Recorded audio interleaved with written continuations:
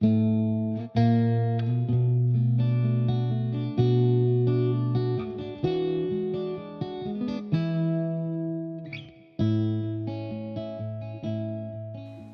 and welcome to my studio. I'm Jessie and this is the Knit Up and Dye podcast, episode 29, Rookie Mistakes, Wrong versus Different.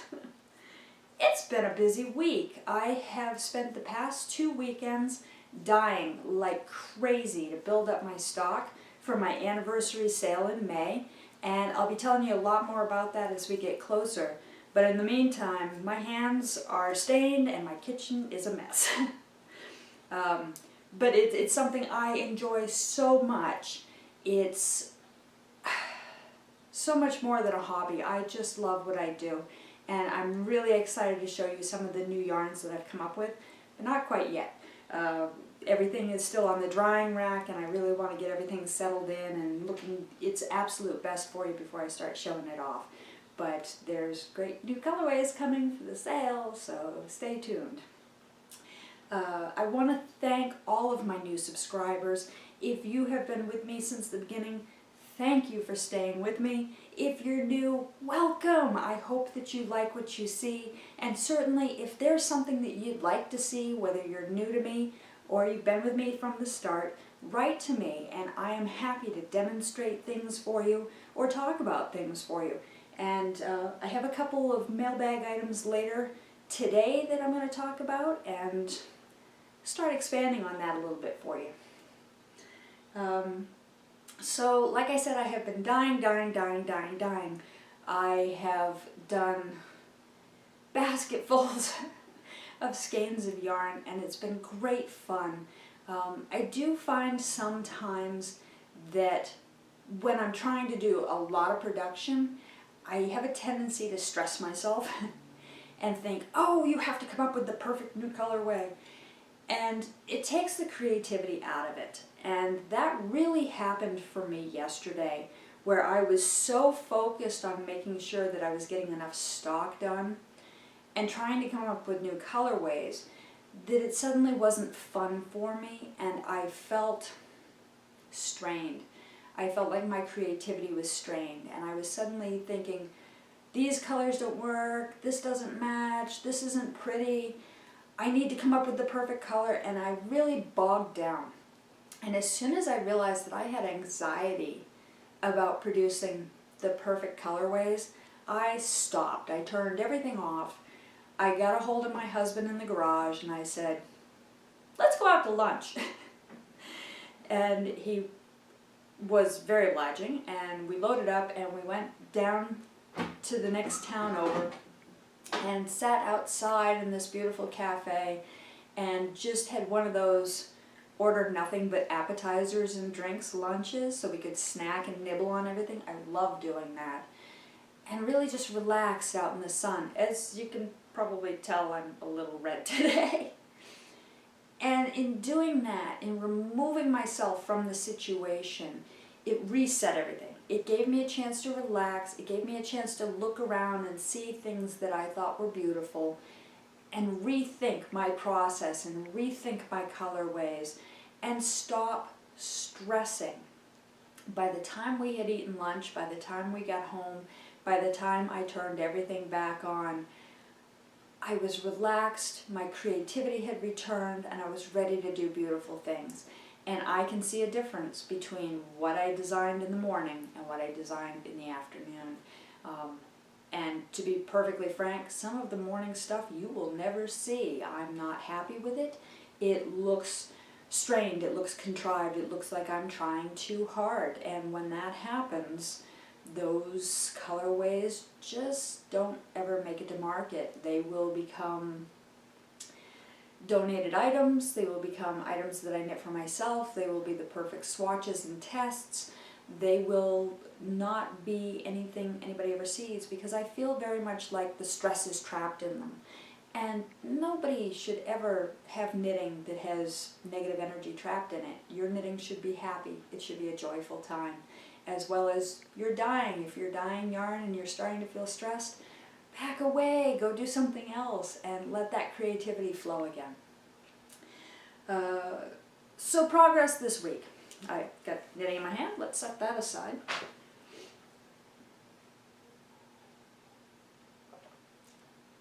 I had a little bit of progress this week. To be perfectly honest, I have been really focused on getting my initial tests done for 2 new hat patterns that I'm designing, and you'll see those in a minute. But because I've been so focused on doing that, clearly you see a theme here, I've been hyper-focused. I haven't done a lot of personal knitting, I haven't done a lot of pleasure knitting, and that's kind of a shame because that pleasure knitting's where I go into my meditative state and I really do my best designing because my mind is someplace else. I'm doing the motions, but my thoughts are someplace else, or I'm editing what I'm working on and thinking, this would be interesting if I did this. That's where my creative and design time comes from, but it's also where my stress relief from the rest of the real world comes from. And I think it's really important. I did get some pleasure knitting in, but to be honest, it was last night. And it was guilt. It was guilt. I was thinking, wow, I haven't worked on my sweater. And a big piece of why I started my podcast was accountability. I wanted to have something that I touched base with weekly, where I had my updates in place and I could see my own progress, as well as I had people like you who went, so, are you still working on that sweater? Where is it? And kept me to task. So I did get a little bit of work done on my Tequila Sunrise sweater. Let me pull that up. And I'm at the stage now where I have knit the body and I have picked up the sleeve. That was a saga. If you go back a couple episodes, you will see what a project that was. So now I'm just working on the sleeve, and I do have good progress on it. It's just above my elbow at this point, and I'm loving it. I love the colors I've worked it in. I love the texture of it. I really enjoy it. I'm a little nervous about the sleeve. I haven't really done the math on it. I'm kind of going on faith. My pickup was bigger than the pattern because I made the depth of my armhole a little bit deeper than the pattern, which is fine. We alter our patterns to make them work for our bodies. But I'm following the pattern's decreases. If I remember correctly, and this isn't something I should be relying on as my memory, if I remember correctly, this is a 3/4 sleeve sweater, which is great. I don't want a 3/4 sleeve sweater, I want a long sleeve sweater. So I have more stitches that I need to decrease, but I'm following the pattern's decreases. So the decreasing is going to end right about the 3/4 length area, which will enable me to continue to decrease as I lengthen and get it down to a wrist. We're in a good place. So I don't have anxiety about this. I'm just letting it happen for now.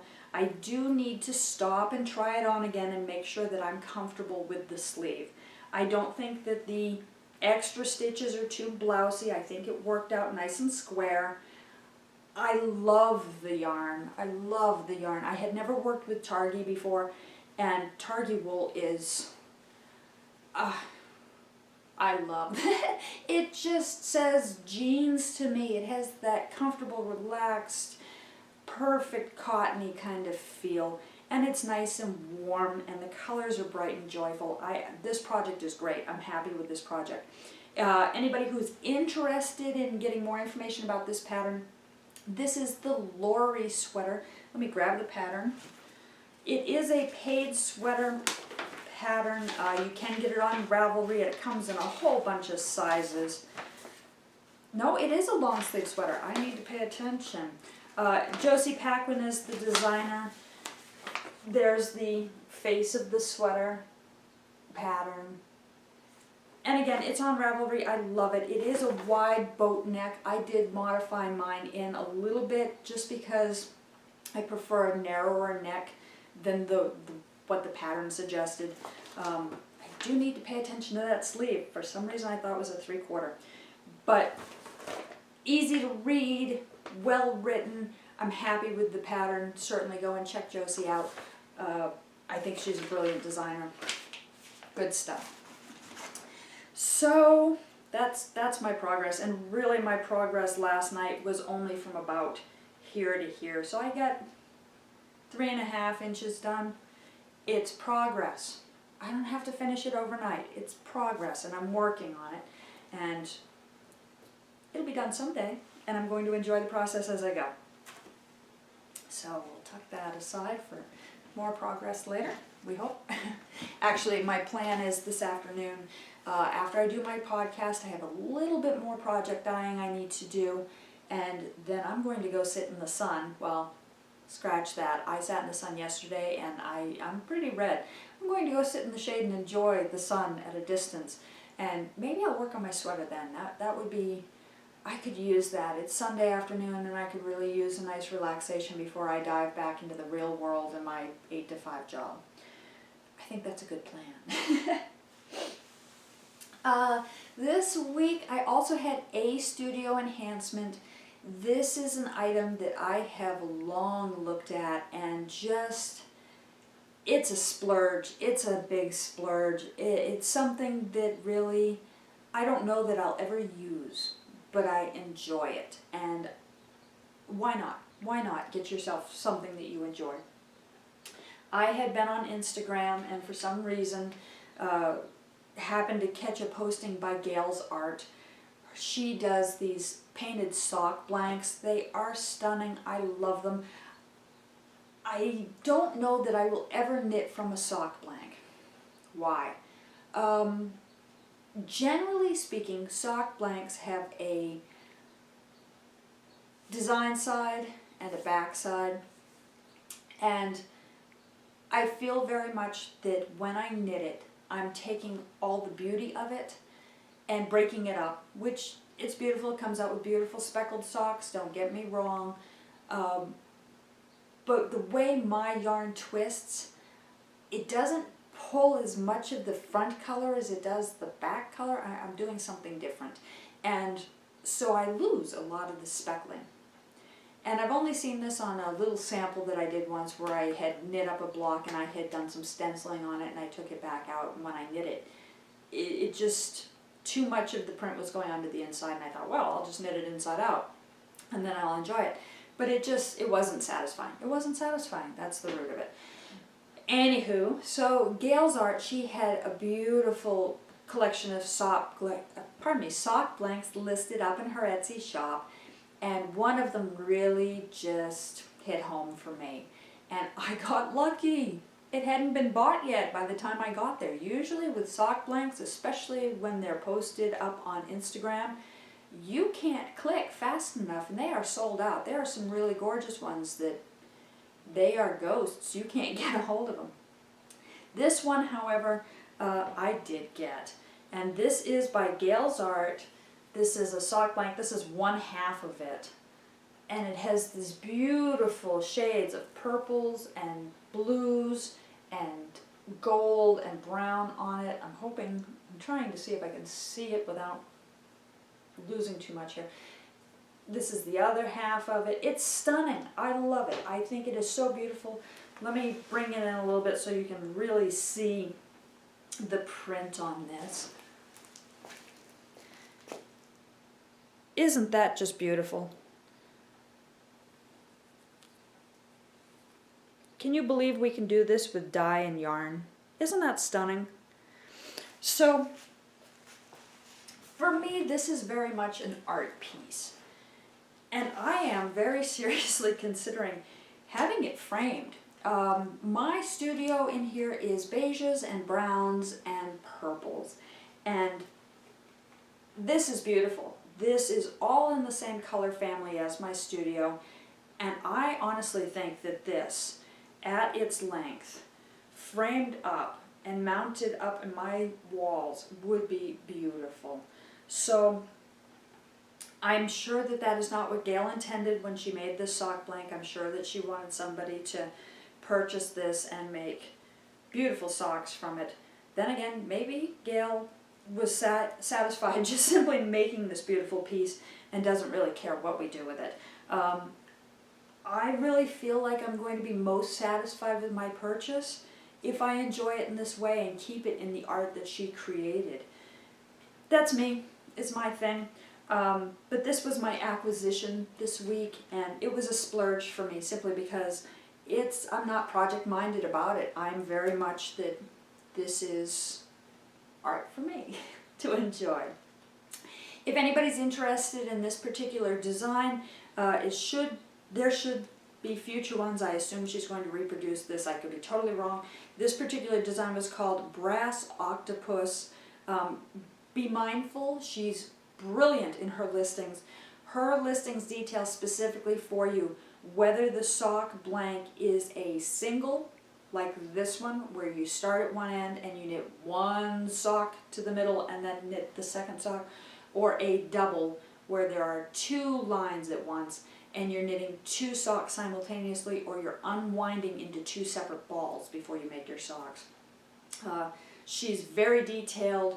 Her designs are gorgeous, and she does have cards attached to every one of them that explains what type of block it is and how to be mindful of that.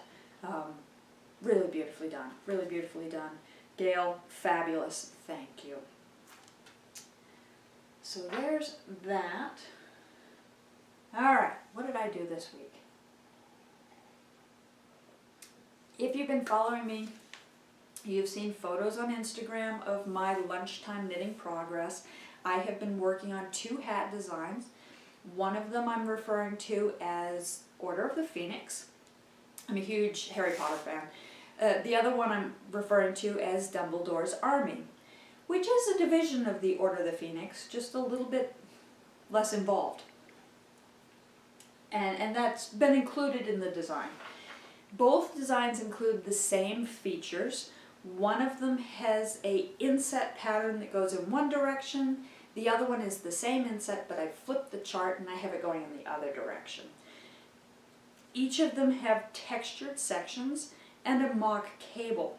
On the Order of the Phoenix hat, I have a lot of texture, I have a lot of mock cables, and I have this beautiful Phoenix inset that I've designed. On Dumbledore's Army, I still have the Phoenix inset that I designed, but the texture is a lot more minimal. It's a little bit simpler, less busy look and knit. I love them both. I'm very happy with the designs. And one of these hats is going out to Australia to a musical artist that I really enjoy, who has given me permission to use a piece of his music as my theme for my podcast. It's not on this episode. I feel very much that because this is my payment for the right to use his music, that I need to have this at least shipped out to him before I start to use it. It's an honor thing for me. So I knit his hat, and I blocked his hat, and I had been working on the other hat at the same time. And when I was all said and done, I realized that there was a problem. I didn't realize there was a problem until I put it on my husband to take some photos of it, and one hat fit him perfectly, and the other hat fell down to his nose. Oops, we have a problem. Houston, we have a problem. Australia, we have a problem. We have a problem. So, and I'm going to hold the hats up laid over each other so that you might recognize what the problem is. And you may have noticed the problem already just as I held them up, one after the other. Do you see the issue here? Can you see, when I hold this up, that you can see one hat around the outside of the other hat? They're not the same size.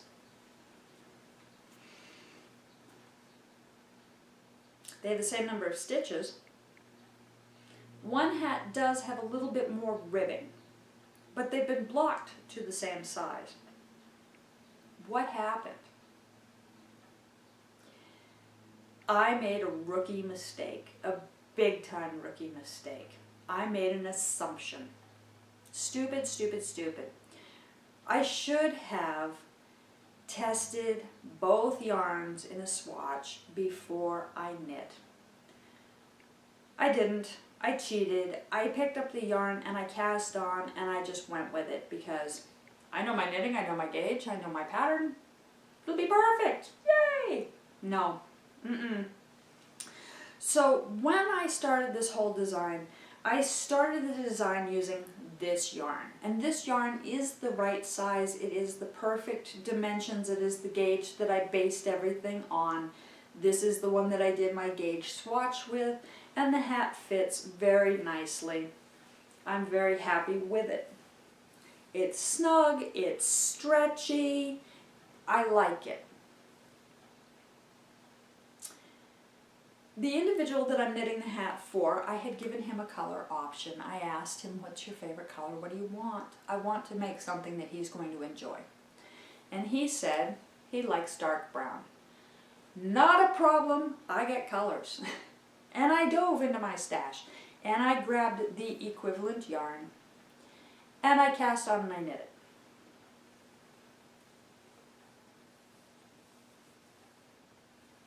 Do you see a problem? I do. Actually, I can't see anything. So what happened? A, I didn't check my gauge. How many of us really gauge swatch every time? Really? Honestly?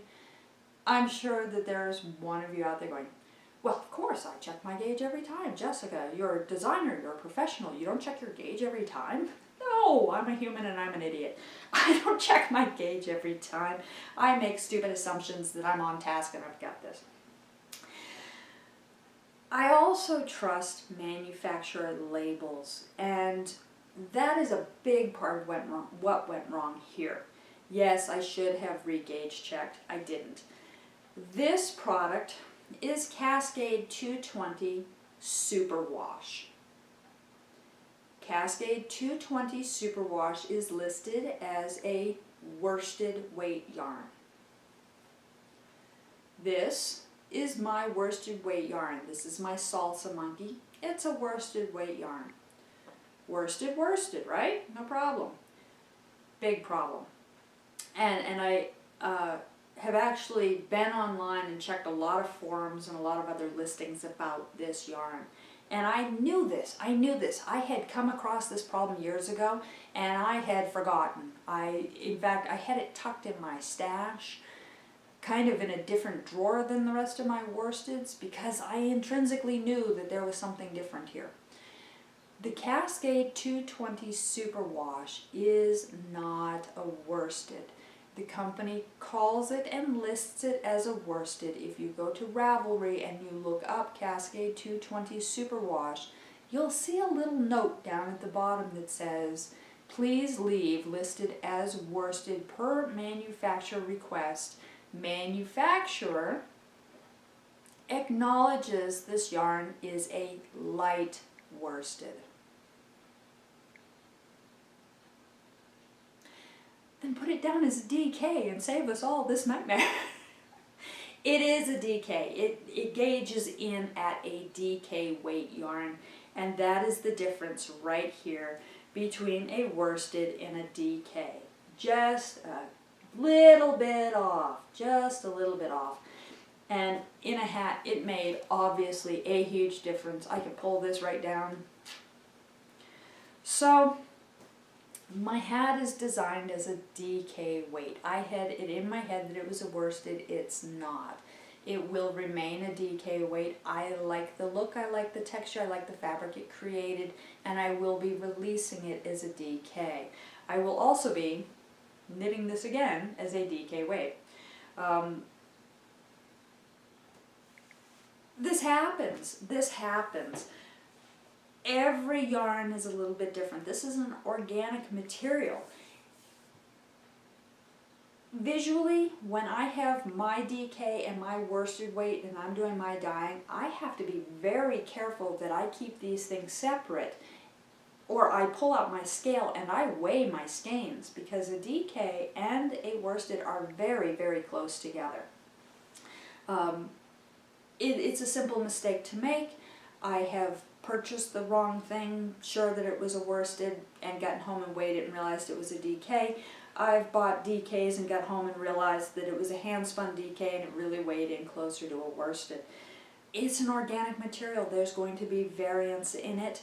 That's the beauty of it. That's the beauty of it. It's natural, and it's handmade. I mean, granted, this one came off of a machine reel. These all have some manufacturer involved. It's mass produced. But it's wool. It was grown. It came off of an animal, and every little animal was different, even if they were from the same flock and were best friends. This one might have grown thicker hair than that one.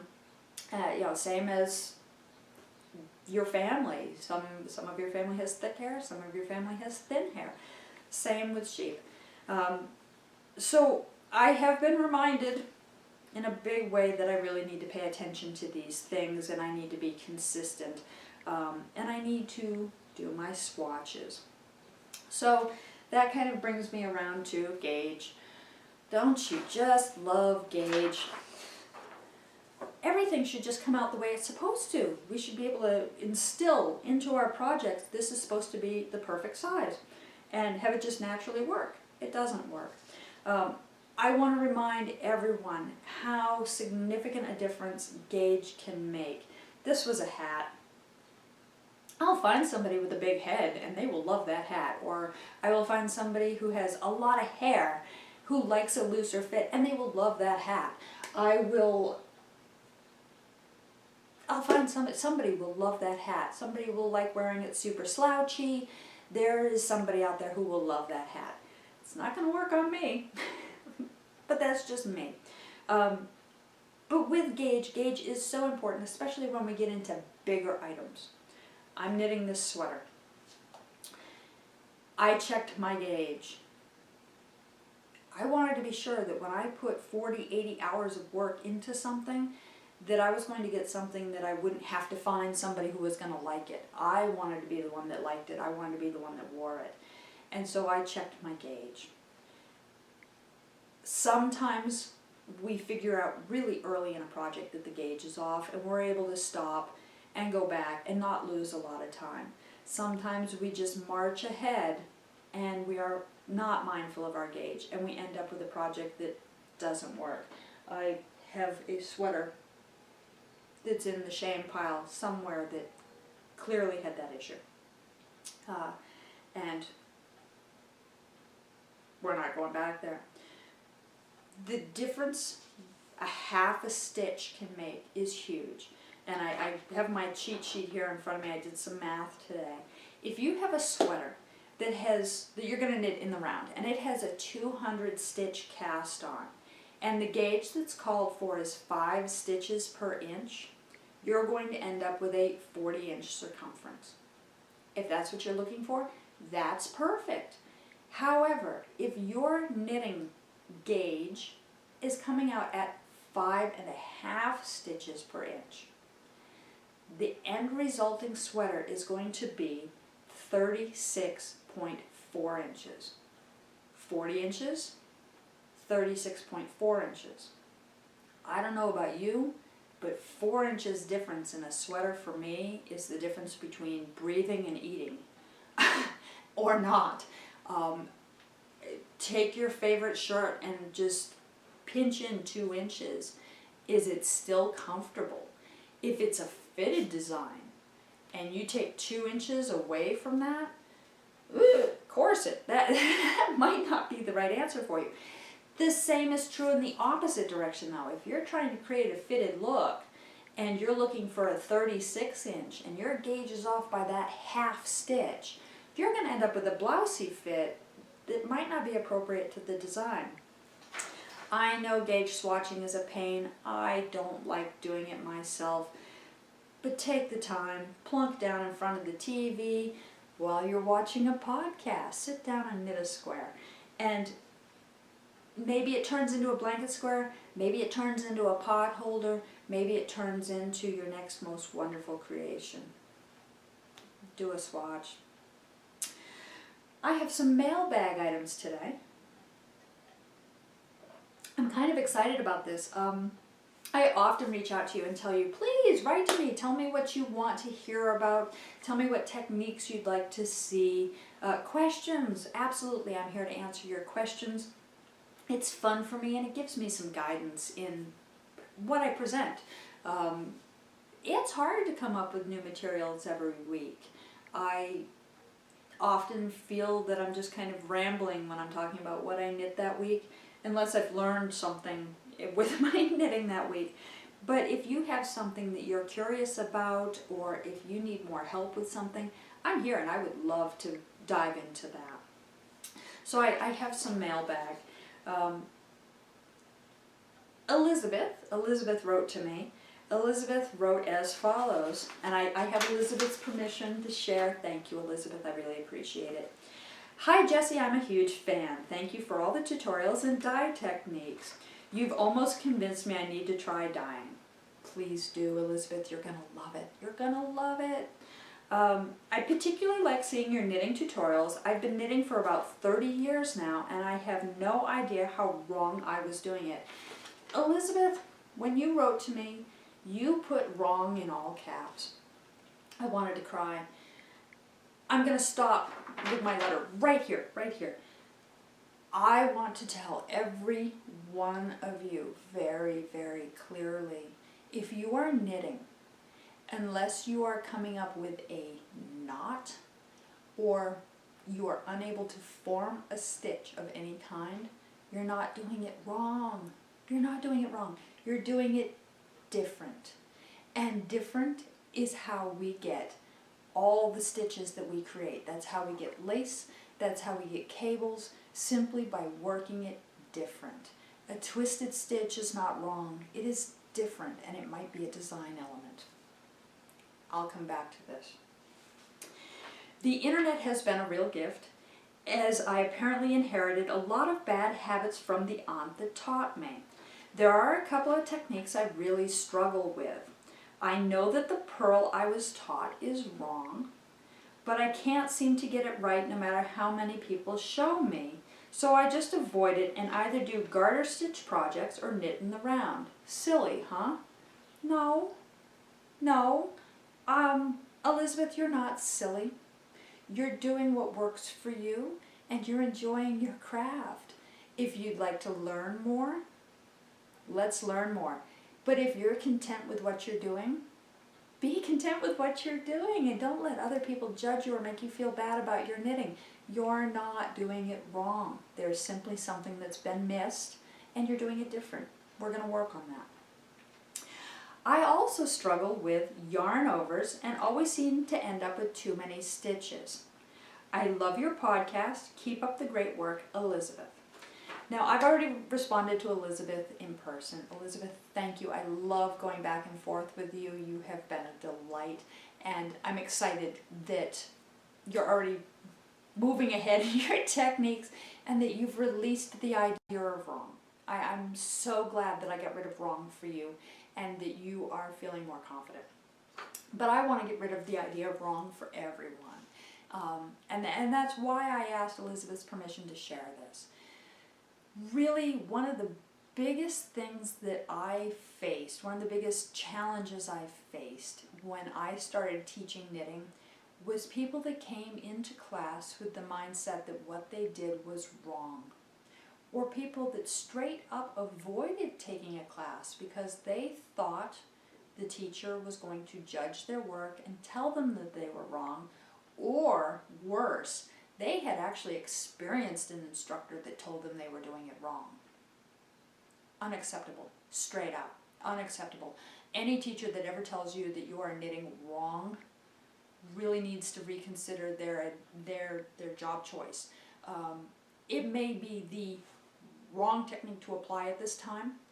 It may be the incorrect stitch to do at that time, but I will never tell you you're doing it wrong. And I really have a problem with people who use that word in a class. Mary, your knitting along is beautiful. However, we're not doing a regular knit stitch right now. We're doing the twisted knit stitch. You're going to knit in through the back of the stitch to get this effect. You want to try that? I can show it to you again. Not, Mary, that's the wrong stitch. You're not supposed to be knitting. You're supposed to be knitting through the back loop. When people put negative language into things, it takes the joy out of it, and then you don't even want to try. You don't even want to try. I want you to knit freely and enjoyably. So please, Don't beat yourself up. Don't let other people beat yourself up. If you feel like it might be incorrect, let's look at it and let's see if we can figure out if it's a different stitch choice or if we need to come at the technique differently. But it's not wrong. You can make mistakes as long as you have figured out that what you're doing is not the perfect stitch for that pattern or is not what the pattern advised, but you continue to proceed with the same mistake consistently through it, it's not a mistake, it's a design element, and you have altered that pattern to make it yours. You've made it yours. I make changes to patterns all the time, and sometimes it's because I'm not comfortable working that stitch. Sometimes it's because I didn't want quite that look, I wanted a different look. If there's a lot of open work on the top of a foot and I know that there's going to be a lot of decreases to make up for the open work, I may choose to eliminate the yarn overs and knit two togethers and do just a purl stitch instead so that there's still texture, but there's not as much texture that might be uncomfortable in a shoe. It's a design choice, it's a design element. I've done it differently to get a different result. You're allowed to do that. Likewise, if you're not comfortable with a stitch, let's say that the pattern has make one left, make one right instructions in it. They're increases. The increases have been chosen by the designer to create a specific look, and it's the lean of the stitches as you look at the texture of the material. However, if a make one right is stressing you out and your shoulders are in your ears and you keep slipping that stitch and it's just making you angry and you're tossing it aside, let go. You don't have to do it that way. You can do it your way. Do a different increase. Do a lifted increase. Do a yarn over and add a little bit of a lacy texture to your work instead. It's not wrong. It's different and it's yours.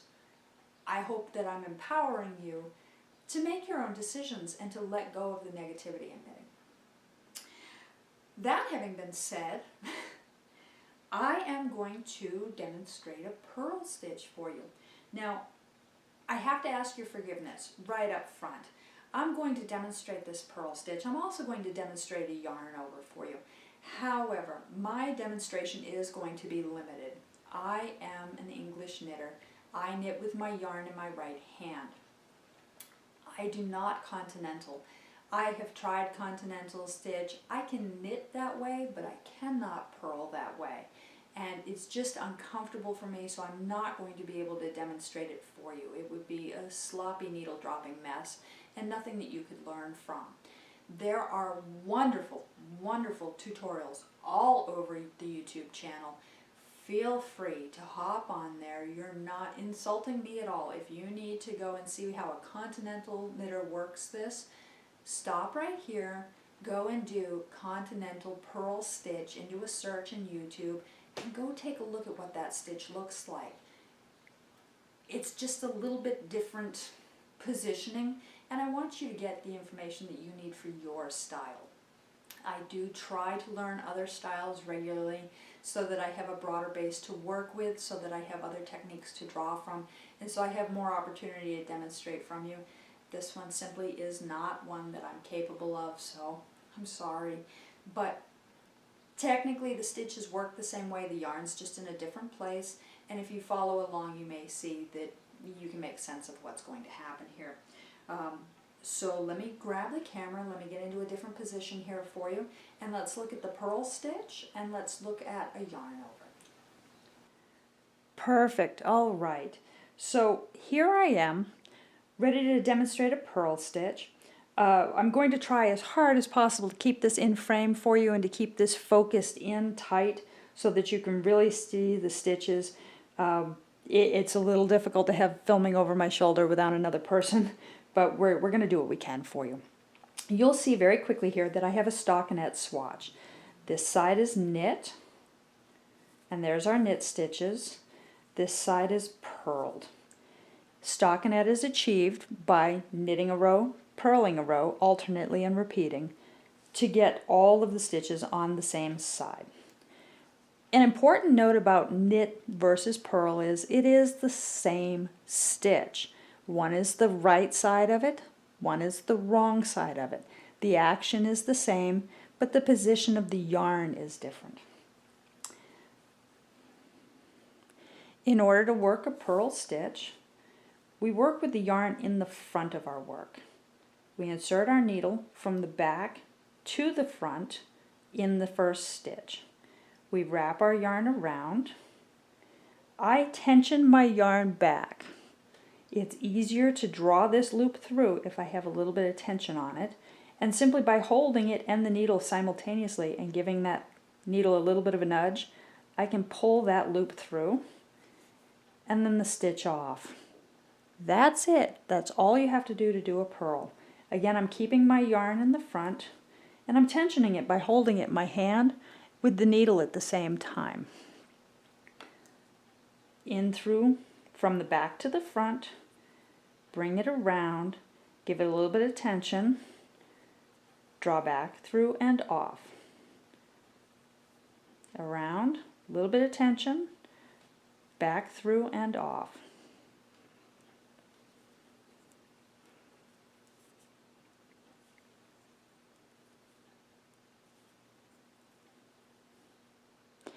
If you were knitting, just for comparison, your yarn would be to the back of your work.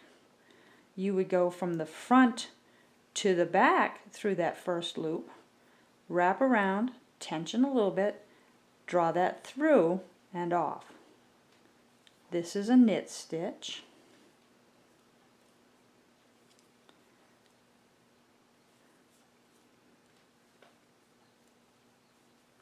Bringing that yarn to the front position and coming through the stitch at a different angle reverses that stitch and suddenly makes it a purl.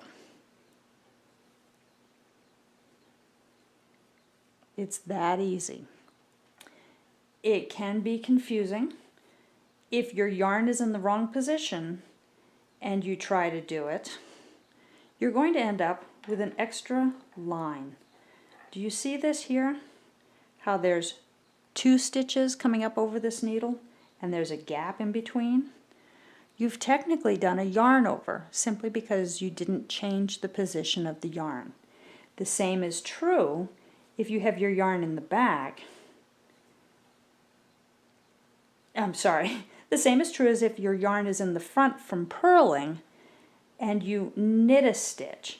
You're going over the needle before you can wrap, and that also creates a yarn over. Beginner knitters will often find that they have holes in their work if they're working from knit to purl because they forgot to change yarn position. Easy to fix. Simply insert your needle into the stitch below and tink back off. These are purls. Yarn is in front, needle is inserted from the back to the front of the stitch, wrapped around, tensioned, drawn through and off.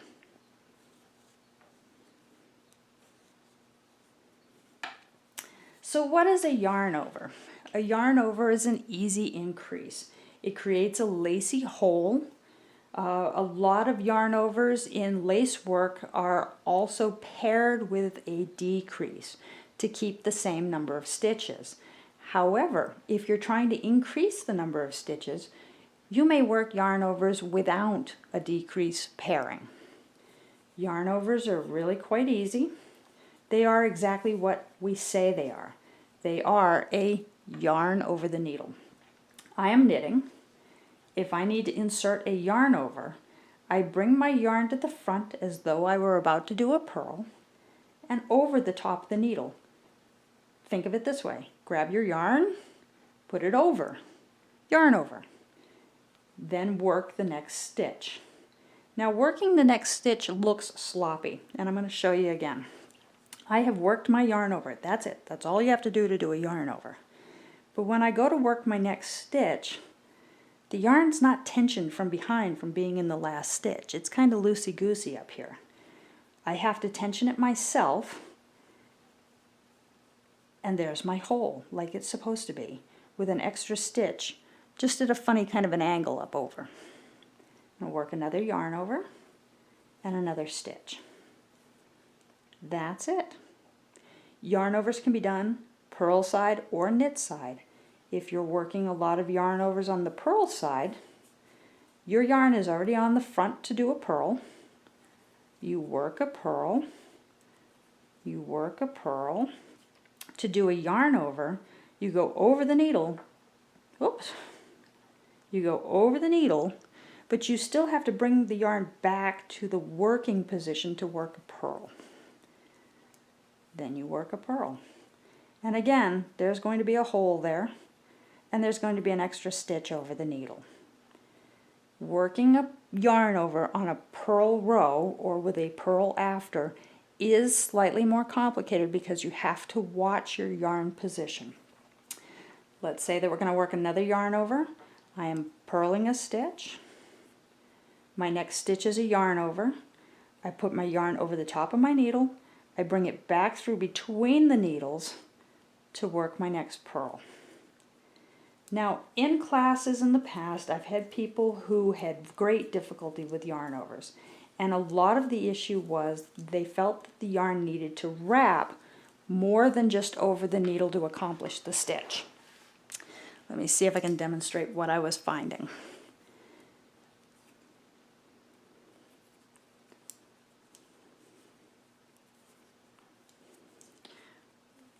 I had one student who, when she was working a yarn over, thought that the yarn had to come to the front, to the back, to the front again before she could knit the next stitch. That is not wrong. It's simply not a single yarn over, it's a double yarn over because the yarn went over the needle twice. See how in this hole here I have 2 stitches above the hole? That's a double yarn over. For some stitches, you may have double, triple, even quadruple yarn overs before the next stitch to create multiple stitches over a hole. It happens. It's part of the lace work. However, if it's not what you intend to do, going back into the last stitch, slipping that off, and just unwinding it is the best fix. A single yarn over is 1 wrap over the needle before the next stitch. 1 wrap over the needle before the next stitch. And it will get easier. Sometimes you just need to sit down and knit yourself a Swiss cheese swatch and put all the holes in it until you get the rhythm of it. So let's demonstrate again a purl stitch. Purl stitch, you're bringing the yarn to the front of your work. You're inserting from the back of the stitch into the front of the stitch, wrapping around the needle, tensioning lightly, bringing that through.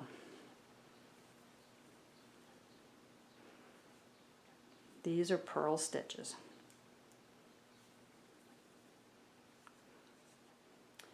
A yarn over again depends on whether you're working a knit stitch or a purl stitch before and after it. I had just completed a purl stitch. To work a yarn over, my yarn goes directly over the top. If I'm knitting, I can go right into the next stitch. If I'm purling, I need to bring it back to the front before I can purl. One more time, I just did a purl stitch. I want to do a yarn over. I go over the top of the needle to the back position. If I'm knitting the next stitch, I can go ahead and just knit the next stitch. If I'm purling the next stitch, I need to bring the yarn to the front again before I can work my purl.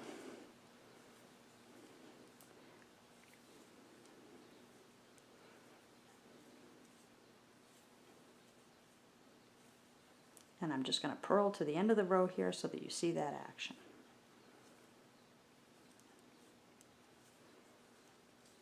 Now, it's important to note, some people work their purls differently. Differently, not wrong. You can purl going over the needle the way I do, or you can purl going under the needle and up. Either way, you get a purl stitch. Oops, let me try and do these under ones real quick for you. Working under the needle and over before I pull through.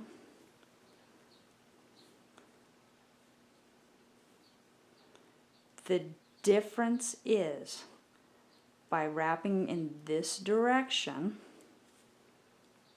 when I turn and I look at my work, my knit stitches are now twisted. If you're working twisted stitches, that's great.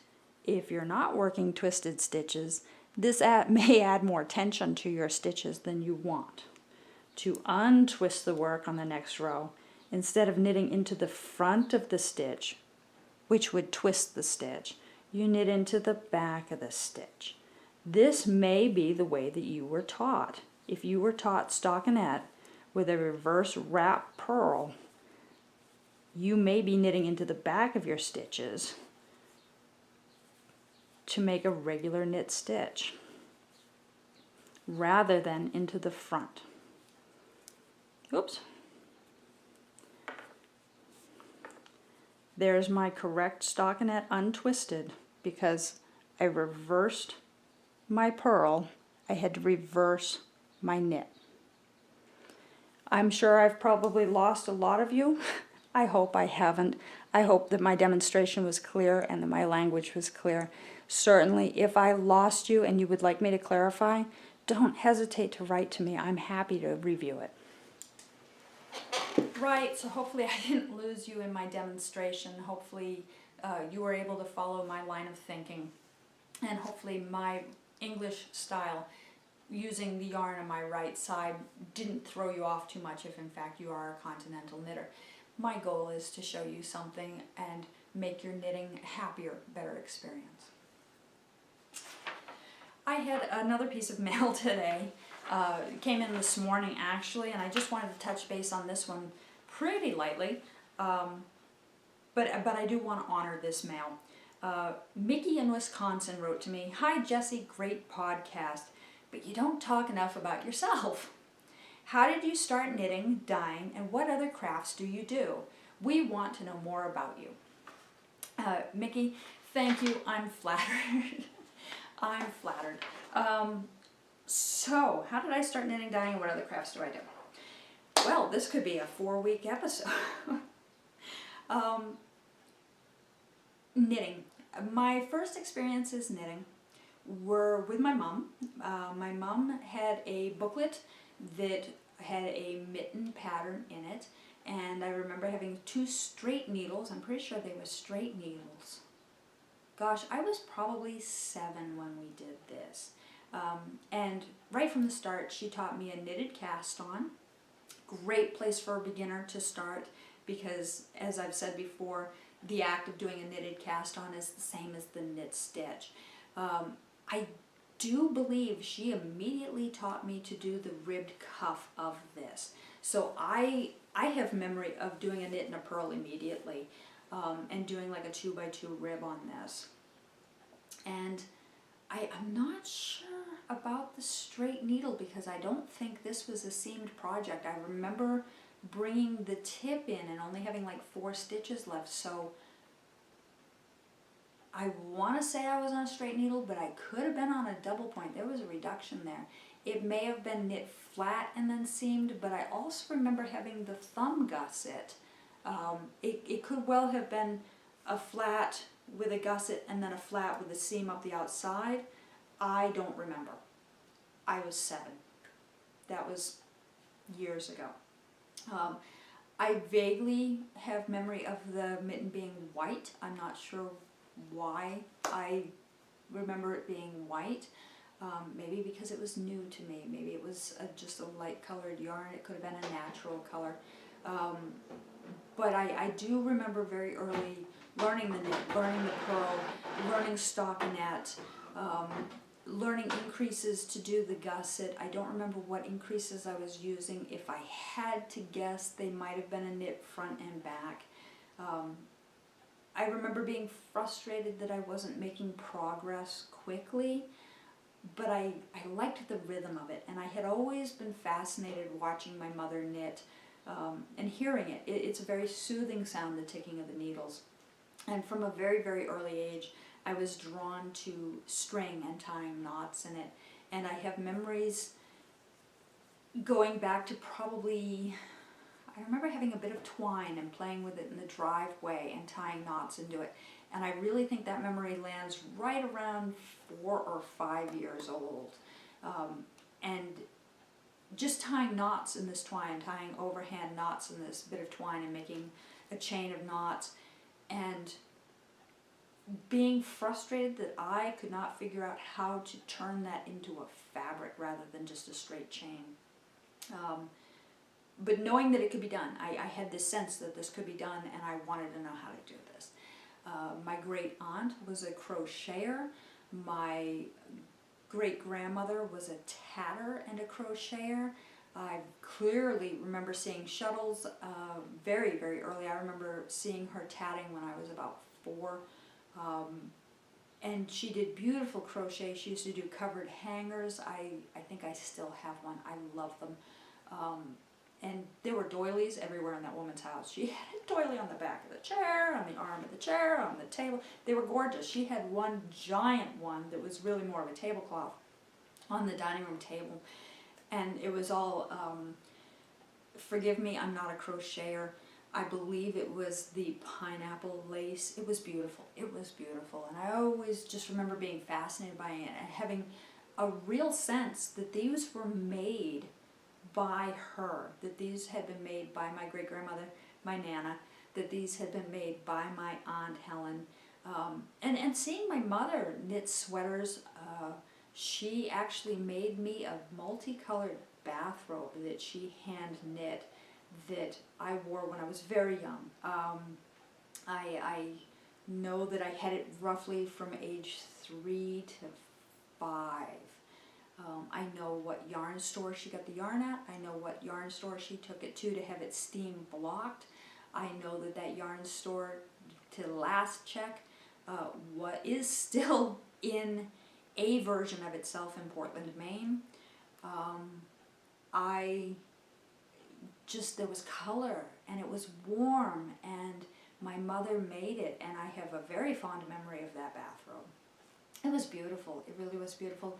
I am saddened that I don't know where it is. I am saddened that I don't think there may be a photo of it, but it was quite a feat, and my guess is it might have been steeked.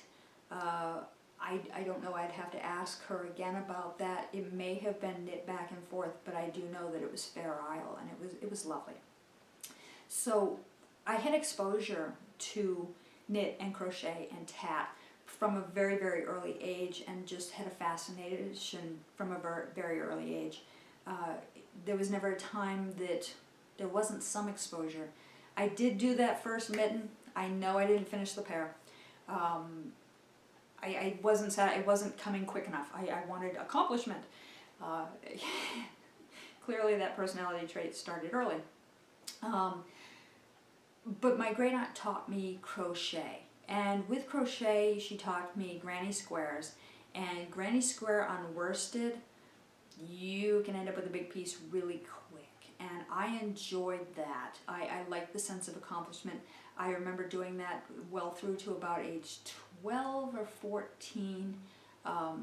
Had some red heart multicolor, and I made blankets for like a teddy bear. Enjoyed it, enjoyed the math behind it, that I had to do X number of stitches before I had to do X number of chains, and that it turned a corner, and there was method and there was science to it, and it made sense. It made sense. I wasn't very good at remembering the names of the stitches. I wasn't very good at remembering the action of the stitches, so I think I did everything as a half double. I don't even remember anymore. I remember the action. The muscle action is still there. I remember holding my yarn taut. What I do remember most clearly about crochet, besides the fact that I suffered confusion between the stitches, was that I got a lot of hand cramping, especially cramping, where my hand would be like debilitatively locked up, and I'd have to really work it to get it back open, and it'd be sore for days after.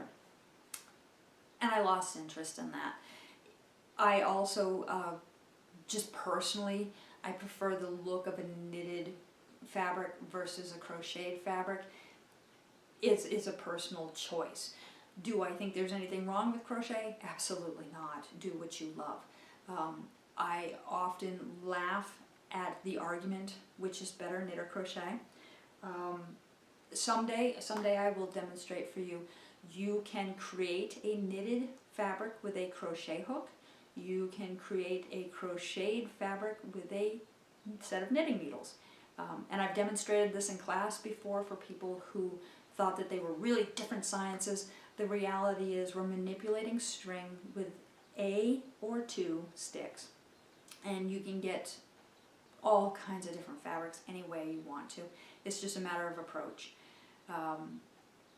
So that's my knitting background, and how I learned and kind of how I evolved. I didn't knit for years and years and years. I picked up knitting again when I was 19. Knit for maybe a year, left that again, picked up knitting again. No, forgive me. I picked up crochet again when I got pregnant with my son. And I crocheted him a little sweater. It had little baseball buttons on it. It was very cute. I have that. It is tucked away, and I hope someday to maybe put it on a grandchild. We'll see. I'm not in a rush. He's 16. Let's not get crazy. But I do have that sweater tucked away, and I didn't touch it again until, oh gosh, I started knitting again right around about 2005, and that's when I really just kicked into it, and it became something solid for me again. I'd been bored, and I went down to my local Michael's, and there was a yarn there that was really pretty. It was a variegated, but it was a forgive me, spinners out there, you're laughing at me. Two lines were twisted, and the variegation on them was different, so it would alternate as it went along. It was lovely. And it happened to have a shrug pattern in the label. And I looked at that and I went, well, I can knit, I've knit before. And so I bought enough yarn, and I bought the needles, and I came home and I cast on. And it took me a little bit to kind of sort out in my head how to do a knit stitch, how to do a purl stitch, how to do my cast on, but a couple minutes, and the muscle memory kicked right back in, and I knew what I was doing, and I started ticking away on this, and I loved it. I loved the sensation, the sense of calm, the growth of the project. There was a sense of peace, and it was fulfilling to me. At the time, I was overweight, and I was looking for ways to engage myself that didn't allow me to snack at the same time. Knitting really helped me curb my snacking with both hands on material that I didn't want to get chip greasy. I had less tendency to reach into the chip bag. I had less tendency to have orange fingers from Cheetos. I sipped less sodas, and I had a sense of accomplishment. Not only that I wasn't mindlessly snacking, but that I was creating an item. And it really helped me with some weight loss and some esteem issues. I am very thankful that I made that choice, and that I went and I bought this project material and I started to do that, because it really helped me change my lifestyle. Did I finish the shrug? No. I believe that I frogged that 4 years after I started it, with a sense of shame and a sense of pride. By the time I had gotten more than 3/4 of the way through this shrug, and it was knit from sleeve all the way along the back down to the other sleeve, by the time I'd gotten up one arm and across to about the other shoulder, the end product wasn't going to fit me anymore. I had lost about 2 dress sizes, and this shrug was going to be a shroud. And I was really proud of it, and I had learned so much, and I had picked up so much, and I had even gotten to the point where I was starting to design patterns by that point, and just had a sense of accomplishment, joy and relaxation and fulfillment, that to have weight loss on top of it and have more self-confidence was such a gift. It was such a gift, and I have not stopped. I I can't imagine my life now without knitting. The dyeing was something that came later. I think I saw tutorials on Ravelry. Other people were dyeing with Kool-Aid, and I thought, I can buy a 25-cent packet of Kool-Aid and some white yarn down at Michael's, and I can do that. That's easy. It's food safe. I can do that on my stove top, and I don't need any special equipment. And beautiful yarn came out of it. And it was an activity that I could do with my son, where it was food safe, it was non-toxic. He is artistic, he loves color, he intrinsically knows how to mix colors, and we played with yarn and we had a great time. And when I was done, I still had a material that I could work with and I could create something with. That was really exciting and fun. And to move on and start doing chemical dyeing was just a natural progression and something I love, and the opportunity to share the knit designs that I've created, the yarns that I've created with you, the opportunity to teach, the opportunity to help this industry grow and be wonderful and get these relaxation techniques and these creation techniques out to the masses is so fulfilling. It is one, I love it. I love it. I love teaching. I love sharing. I love developing things for people. I love helping people tech through things and have their own sense of accomplishment. That is everything to me. I really enjoy it. Outside of that, the question also included, what other crafts do you do? I sew a little. I can make project bags. I can repair clothes. I have sewn before. My mother taught me to sew. I had a sewing machine very early on. I think my first sewing machine was when I was 10 or 12 years old. I did make a couple blouses. I think I have a different shape. I know that I'm very short-waisted, and altering patterns was just not in my skill set, so I wasn't very fulfilled by the clothing that I made. My mother made me beautiful clothes. She's an accomplished sewer. She, decorates her home with pillows and baskets and blankets and sheets and windows and drapes, and she does beautiful, beautiful sewing. Just not something I ever tipped into. I really struggle with making a square, stay square. I'm very skilled in rhombuses. I tried my hand at quilting for a while. I did make some quilts. I believe I made a quilt for each of my siblings when they graduated high school and went on to college. But just, it wasn't my joy. It wasn't my jam. I have fabrics. I do create utility type stuff for my husband for his motorcycling and camping. I do a lot of repairs of equipment for him. I've repaired his racing leathers. That was a challenge, but I have patched leather, as well as the man who tore through it. And I enjoy creating project bags, and I'm likely to start sewing some project bags again and making that part of my offering. I enjoy purchasing other beautiful project bags from people. I show you my project bags and my collection, and it's, people talk about how many project bags does one really need. Well, it depends on all the different types of projects that they do in those bags. Some of my project bags, I feel a little stifled. I want them to be a little bit bigger, especially if I want to carry around like parts of a sweater. Other project bags, I feel like, oh my goodness, this is luggage, and I really just need something to hold a sock, but I like the pockets. I think project bags are very personal. I think the fabric is very personal. The design, the style, the look, the pockets, the closures, whether or not it has a handle. I think these things are all very personal. And I think that the people who are creating project bags for us, you are wonderful. Thank you. I love your project bags. Please continue to create bags. We will eat them up. Knitters will always need more project bags, I'm sure of it. But I do feel this calling to create a bag that works for me. And I'm going to continue to purchase bags looking for the perfect bag, but I may also start to dabble again in making bags. I did make them for a while. They were simple sock project bags that were drawstring, nothing fancy, no pockets. Very utilitarian. They did their job. They held a single skein in a project. I've pulled away from that just because I've done so much dyeing now, and I'm starting to feel the itch. I might go back and do a little bit. Outside of that, I do have one other craft that I really enjoy.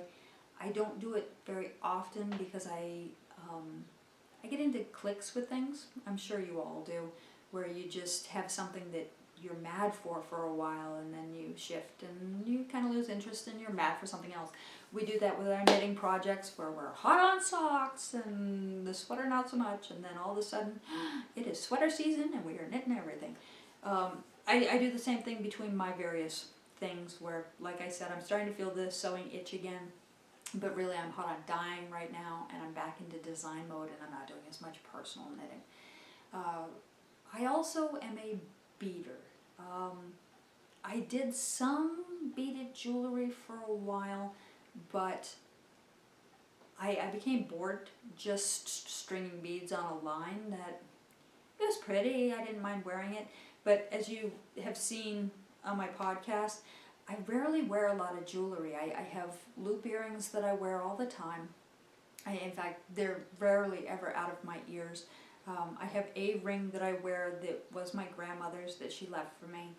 I don't wear necklaces. I've gotten caught. I'm kind of a klutz, and I smack my head on everything, and I have a tendency to catch chains on things, and I've learned after years of choking myself on chains that perhaps this isn't the best jewelry for me.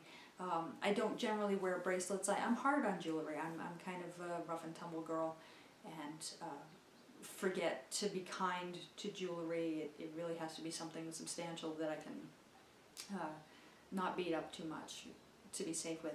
So although I created beaded necklaces and bracelets and jewelry, I don't wear it, and I wasn't making enough that I wanted to really do resale or anything like that, so I pulled away from that. What I did find satisfying with beading was creating spirit dolls. Spirit dolls they're dolls that have a bead embroidery on them, and they're really themed. You can, what I do is I may meet with a client who would like a spirit doll, and their spirit doll may be something that is a focal point for meditation, that is a focal point for labor and delivery, if they're trying to do a natural birth and they want an item to focus their energy on while they're going through the process. It may be something that they want as a totem while they're healing from cancer. It may be something that represents them, that they want kind of an auric reading and want me to capture what I see in them in a doll as a representation of their spirit. And I love doing this. I love doing this. It's great fun for me. It's a huge creative process, but it's also channeling a voice. I'm not having to design. I am hearing and I'm reading from this project what it wants to be. And so I have a huge collection of beads, huge by my standards. It's 2 shelves on a bookshelf across the room that I keep glancing at. And I create dolls out of brightly colored calicos, and then I design images and stitches into them with beads that represent a feeling or an idea or an emotion or a theme of some kind. And I'm going to just pop across the room real quick, and I'm going to grab 2 that I happen to have kicking around and just show you kind of what I do. This is very different from knitting. One moment. So this is one such doll. This doll is specifically designed to help fight insomnia. This was designed for an individual who was struggling with insomnia really, really badly, and she just wanted something that she could hold in the dark and focus on and breathe and kind of look at the detail of, while she came to a relaxing point so that she could fall asleep. You'll see that this is made out of a batik cotton fabric and just has beads embroidered all over it, as well as this beautiful polymer face that was included on it. So that's my insomnia doll for a client. And I also have this doll. This was designed for a friend who was going through a divorce, and she lost her groove. She didn't feel herself. She didn't feel her own energy anymore, and she needed something that represented what I saw in her. Her flair, her energy, her color, her light. It has this fancy hair, very much like her big, beautiful afro. It has this lovely flower collar on it. And again, it's a batik fabric. It's a cotton fabric where I've really just mimicked the flowers on it and given her this real love child kind of feel. The design of the doll itself is completely cut out. It's a one of a kind. It's something that I sewed up before I embellished. And they are just embroidered embellishments on it, made entirely of beads right down to her beautiful fringe. So that's my other hobby. The dolls can take months to make. Sometimes they really speak loudly and I can knock one out in a couple weeks. It depends on how encrusted with the beads they end up. Sometimes they will be fully covered with the beads and you won't see fabric on them at all. Other times they will be just outlines or embellishments of the beads, more like the two dolls that I still have here to show you. If you're interested in learning about bead embroidery, I highly recommend you hop over to Craftsy. Craftsy.com has a couple of classes on it. I have taken those classes. I've been doing the bead embroidery now for about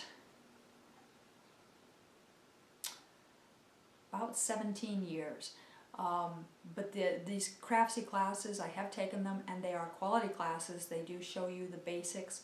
If you want to play around with something like this, I highly recommend them.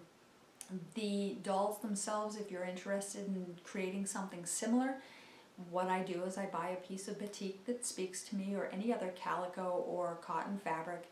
I kind of sketch out a shape. Some of the shapes are humans, some of the shapes are animals. I've done elephants. I love my embellished elephants. I think they're beautiful.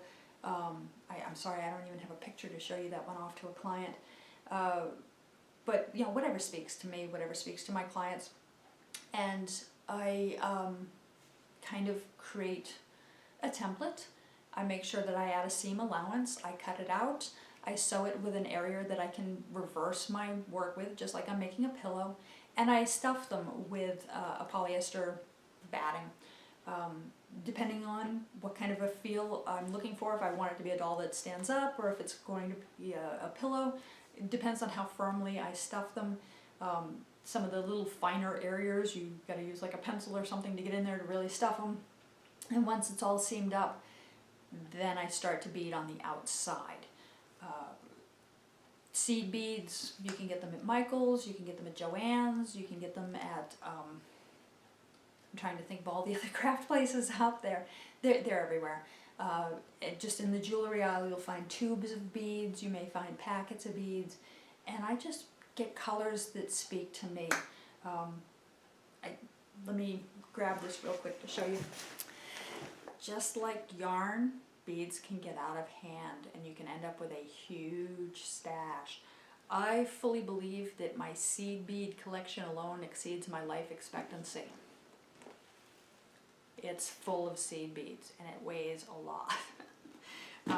But again, it's just, they're like paints really. Once you start to work embroidery with them, you end up with just tubes and tubes and tubes of seed beads. And I love them. There is a minutia to working projects like this. It's very fine work. You want to be in well-lit area. You're using needles and colored threads, and there's something very satisfying about filling a section with a pretty little set of beads, or creating a flower, or giving life to a doll by attaching a face or giving it hair. I find it very fulfilling. It is slow work, whereas knitting is a little bit more fulfilling because I can punch out a hat in a week. Anywho, so there you've been exposed to my other craft. I also enjoy reading and cooking. So far as handcrafts go, that's about it. So, Mickey, thank you for your question. I do feel a little bit vulnerable. I hope that by exposing my other crafts and my history, I haven't had other people go, oh, this one's a kook, get away from her. Isn't that weird, the vulnerability of talking to strangers? But I'm not talking to strangers, I'm talking to friends. What crafts turn you on? Do you also bead? Do you do embroidery? Are you a needle pointer? I have done cross stitch, I have done embroidery. Short bouts, I tried it, just not my jam. But now you know a little bit more about me, and as time goes on, I'll try and share a little bit more about me personally. So that's it for this week. I had a whole bunch of hot air balloons go up over the house yesterday morning, and I did run out with the camera.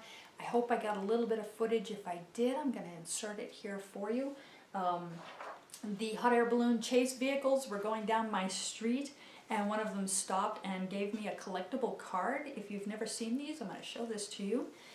This is like a baseball card, and the hot air balloonists will pass these out at festivals.